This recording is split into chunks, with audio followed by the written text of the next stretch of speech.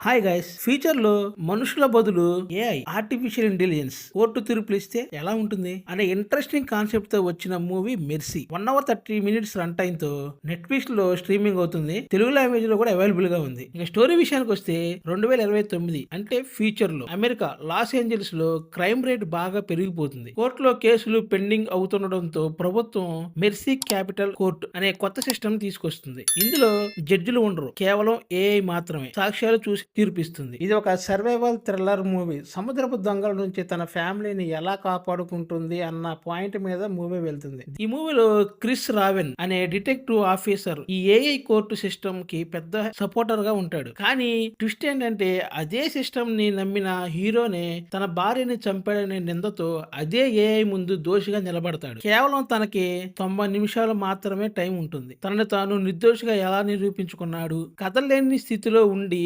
Technology సాయంతో అసలు తన వైఫ్ ని చంపింది ఎవరో ఎలా కనిపెట్టాడు, ఆ హత్య వెనక అసలు మాస్టర్ మైండ్ ఎవరు అన్నదే మిగతా స్టోరీ. రెస్పాండేషన్కి వస్తే క్రిస్ ప్రాట్ యాక్టింగ్ సినిమాకి మెయిన్ హైలైట్. ఇంకా AI setup, thrilling screen play seat edge లో కూర్చోబెడతాయి. 90 minutes లో ప్రాణం కాపాడుకోవాలనే ఎలిమెంట్ మంచి టెన్షన్ ని క్రియేట్ చేస్తుంది. ఏఐ జడ్జిగా Rebecca Ferguson body language, voice modulation ఇంకో మేజర్ ఎసెట్ మూవీకి. సినిమా లెంత్ తక్కువగా ఉండటం వల్ల ఎక్కువ ల్యాగ్ అనిపించదు. ఇంకా క్లైమాక్స్ వరకు అసలు విలన్ ఎవరో రివీల్ చేయకుండా మెయింటైన్ చేసిన సస్పెన్స్ బాగుంది. టెక్నికల్ డిపార్ట్మెంట్ విషయానికి వస్తే ఫ్యూచరిస్టిక్ గా సిటీ విజువల్స్, హోలోగ్రామ్స్ విజువల్స్ చాలా బాగున్నాయి. స్క్రీన్ లైఫ్ ఫార్మేట్ లో కంప్యూటర్ స్క్రీన్ మీద స్టోరీ నడవడంతో ఎక్స్పీరియన్స్. రామిన్ జవాడి ఇచ్చిన బ్యాక్గ్రౌండ్ మ్యూజిక్ యాక్షన్ సీన్స్ ని బాగా ఎలివేట్ చేసింది. Cinematography, drone shots, close up shots, visuals impressive గా ఉన్నాయి. మైనస్ పాయింట్ విషయానికి వస్తే ఒక కుర్చీలో కట్టేసిన వ్యక్తి తన కళ్ళ ముందు స్క్రీన్ల ద్వారా పెద్ద మిస్టరీని సాల్వ్ చేయడం